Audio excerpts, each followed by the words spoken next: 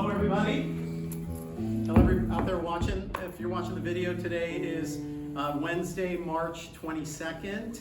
We're here at Valley College for our Wednesday concert series, and I'm joined by these fantastic musicians behind us. I think Steve, who's one of our faculty members here, as is Christian Coulter. They'll introduce the band in just a second. But this first part of the presentation is our lecture demo. And the band is going to perform a tune for you by George and Ira Gershwin, famous songwriters from the 20th century. They were brothers, they were Jewish, and one of the reasons they were banned, relates to our One Book, One College program. Their music was banned by the Nazis in World War II because not only was it jazz inspired, which related to African Americans, they were also Jewish. And so they fell into several of these categories of degenerate composers, and their music was banned. So that's why we're featuring this today. And you're going to hear some improvisation. You're going to hear some scatting, I believe, which is a vocal form of improvisation. And this was particularly despised by the Nazi regime. So thank you for that. But anyway, because again, for various reasons, they were not fond of this style of music, or some of the performance styles related to it. And then Steve, I think, and the band are going to tell you a little bit about the form of the song and so on. And then if you could stay, we'd love for you to stay. It's starting at 2:30 will be their 30-minute concert, which I handed out for you, so please stay around for that. And I think that's it. I'll turn it over to Steve and the rest of the folks. Thank you. Did you hand out the charts of them at all? Oh, I didn't. I'm sorry about that. Well, basically it's 32 bars, which repeats 16, first A, then the B part.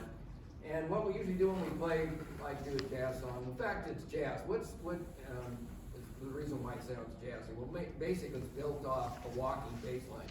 Chris, why don't you do a walking bass line? So it's always walking. And then the thing that makes it swing is the ride cymbal. Yeah. That's basically jazz. So, okay. That's good. So anyway, on the tune, we call it a head. This is called a head chart. And what it is, it has just the chords and the melody. Sometimes I'll put the lyrics. Leslie's going to sing the head down all the way through the first 32 bars. Then we're going to go to the top. I'm going to play a solo over the first half. The second half, Andy's going to do a solo. Then we come back, and then we're going to do, is that right? Then we got the right form. Oh no, I'm sorry. She's going to scat first. We're going to do the head, and then she's going to scat. Yeah. Scat. Do it. You know what? Do a little bit of scat.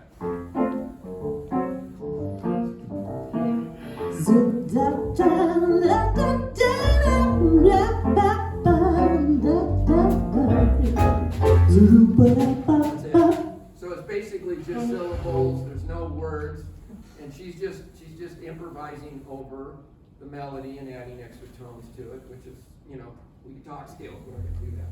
So anyway, she's going to do the first 16. Then I'm going to do the second 16. Then we're going to come back to the top of the head, and the sax is going to trade fours. What do we mean by trade fours? He's going to play 4 bars. Then we're going to give 4 bars to the drummers. What? He's going to play a solo, half a solo. Yeah, half a solo. The first half. I do the first half, you do the second half. Then, you do the trade. Yeah, that's right. Bass starts. We'll get it someday here. No fighting. Band meeting. And then, we'll trade for it. So you'll hear that, and then we come back and finish the tune.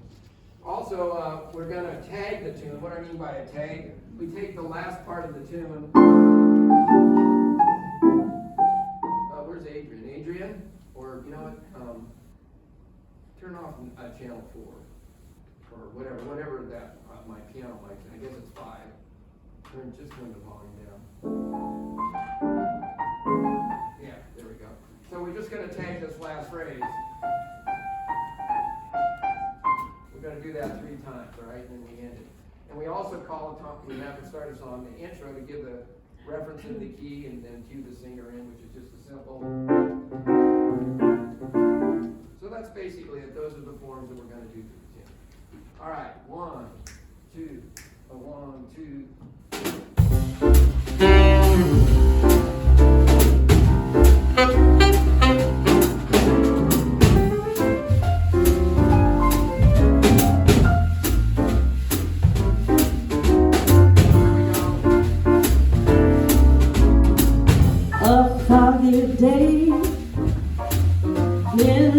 London town, it had me low, it had me down. I feel partying with such alarm. The British Museum had lost its charm. How long, I wonder, can this thing last? But the age of miracles hadn't passed. For suddenly I saw you there, and before you London town, the sun was shining everywhere. Zoot-da-da, ba-da-ba-da-ba, zoot-ba-ba-ba-da-ba, la-da-da-dee, da-da-da-da-da-da, da-da-da-da-da,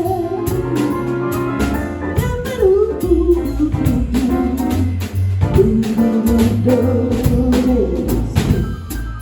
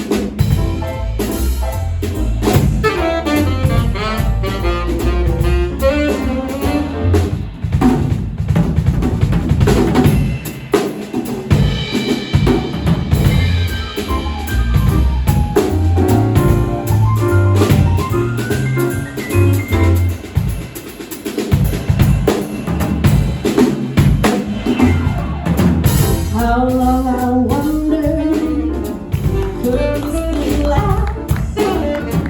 But the age of miracles, oh, that it passed.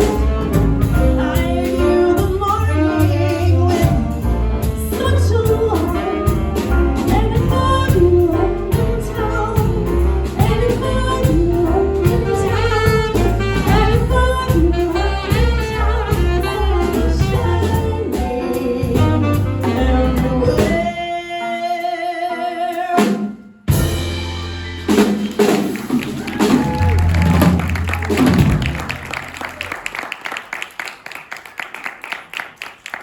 That was Leslie Spencer, thank you, Leslie. Excellent. So, Thank you. oh, thanks. Come back for the concert. Thank all of you. Sound fantastic. So this is kind of a loaded question, but in playing this style, let's say, I mean, I know some of you have worked together, and maybe some not as much as others, but you all know each other, right? Or maybe it's just sort of, but you play with other musicians all the time, right? The jazz musicians play with other musicians all the time. So when you come to a gig and someone says, "Oh, we're going to do Foggy Day," you know, you say, "Oh, well, how are we going to do it?" So can you, without putting you too much on the spot, No, no, could you first give it just you play a little bit in a different style, like in a Latin I style? could do kind of an old time, like.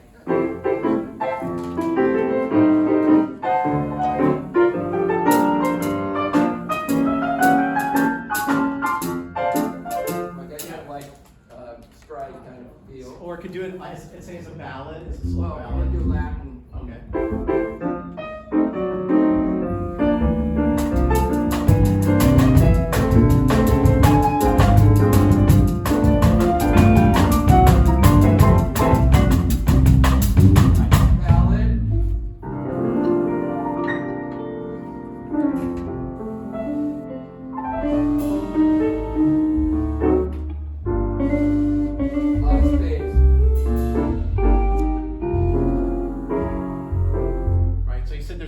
space in between, right? So different ways they can do it. So of course it's counting on the fact that these other musicians feel that same style and can just go, oh, I get it, I know what to do, and then they come in, right? But when you're doing that, when you have these different styles, whatever, and here's the loaded question: what are you listening for? Who do you listen to mostly, or what do you listen for? Or, Well, either who's leading the tune, and if it's his gig, yeah, then I'm listening to him. okay, And it could be the singer too, she might tell us how. right. Tell you how to play it. What do you mean by that? Like, She said, I want to do it Latin. okay, but then based on, let's say, what Leslie might do scatting wise, how does that inform what you're soloing might, what you might do in your soloing? That's after the fact. Yeah, okay. So we already know we're gonna do a Latin thing, and then anything goes after that. Okay, And we just listen. and you may hear something that she does with her voice and then copy that or something, right? Right. Are there any other things you might? But the form is still gonna stay the same. Yeah. So everybody knows that's, it's a 32-bar tune. Yeah. Yeah. And like I say, we'll just either talk it down like, hey, tag it 3 times or intro 8 bars, Right. Simple directions. You got something, Chris? Or No, turn around at the end. the melody, I think is what we're all essentially saying. The main thing to follow is the melody, and if the melody is coming from the singer, that's the most important person. If it's coming from the piano, that's the most important person. If it's coming from sax or guitar, everything that we do is in support of the melody. Right. So you might have heard places where when they were soloing, Steve dropped out a little bit or just started playing minimally. He created space for them to be heard. Yeah, this is what, I was gonna say this in the next part of the concert, but you gotta think, the rhythm section is kinda like a pie. Think of a pie, right? In fact, I'm gonna demo this, but there's 4 of us here, so, right, I don't need to take up 3/4 of the pie. I don't need to be sitting doing the whole thing. If I just did that all the way through, it'd be busy, right? So it's usually called like who's doing the lead even rhythmically. Like in fact, let's do what was the cold duck? Let's just play totally bad, right? I mean, busy, do just the 1 and 4, all right? Just the 1 F to B flat. No, keep your guitar. This is just rhythm playing. So just play as busy as possible, everybody. Right? 1, 2.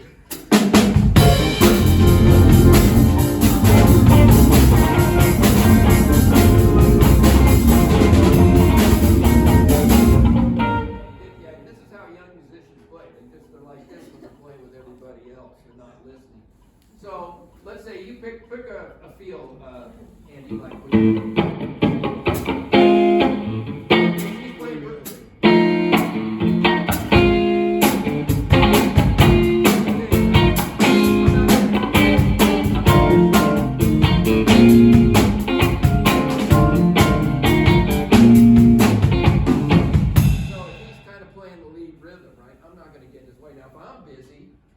I'll get busy and you choose what I want. I'll just start.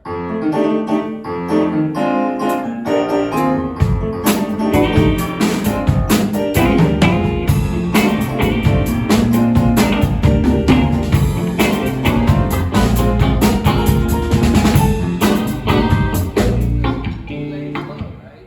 What about you 2 guys? What are you guys doing? Supporting the main instruments, Yeah, well, what are you listening to though? where the rhythmic accents are. What do you about with the drummer? Well, there's a couple 2 schools of thought for the drummer. I could play the accents with the bass, like just play your bass part, and I'll show you. The main That one. same tune. 1, 2, 3, 4.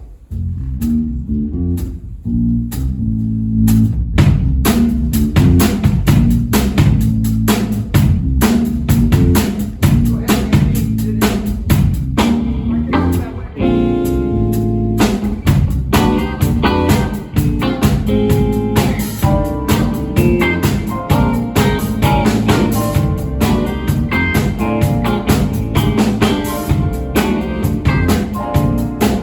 Yeah. So again, everybody finds their own lane. You know what I mean? And I teach this a lot when we do the recording class. When we're recording, because it's if you listen to songs, I mean, just pick one part when you listen to a song and see what that one part does, or listen to the bass, or listen to the guitar, and see how they play. Throughout the song. Are they busy in the chorus? Then maybe they lay low in the verse. What are they doing in the bridge? So you kind of think compositionally while you're playing through the song rhythmically too as well. so. Excellent. So anybody have a question for them based on what you've heard so far or what they're gonna play in the concert? No? Everybody's scared. And I would encourage you guys to come up and talk to these guys afterwards, you know, like if you play an instrument, you wanna know something, or the vocalist. You know, this is, you know, part of this business is, what would you guys say is the most important in heading this business? Getting paid. Well, that would be first. No, personal connection, right? It's who you know. I mean, it's like if you're always like this, and you know, you're not. Who's gonna know what you do? You know. Yeah. You don't have to be egotistical, but you can, you know. And how many gigs do you do with people you already know? Right? Yeah. Mostly, yeah. Mostly, right? Hundreds. I mean, there's. One guy told me one day, he goes, "All you need is 365 people to hire you once a year." So you work all year long, right? Yeah. All right, excellent. All right, well, thank you, unless there's any other questions. All right, so they're gonna be playing a concert in just a few minutes. We'd love for you to stay around. I have programs if you didn't get one. For those of you in my class, if you're leaving now, make sure you sign out on your way out, and then you'll get credit for the discussion part of the class. All right, thank you. We'll see you in a few minutes.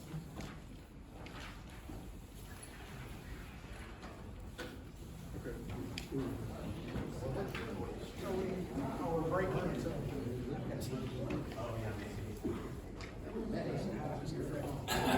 Freddie. Everybody, he did it last month. I worked with Freddie, we do a trio.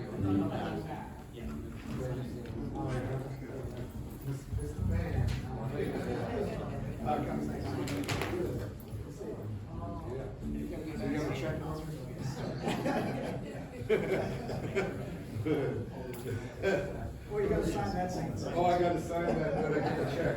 I gotta sign the check. We do both. Yeah, I will. I'll do it Spanish. Huh? See? I'm gonna talk to you. Oh, I wasn't. I was there. Oh, thank you.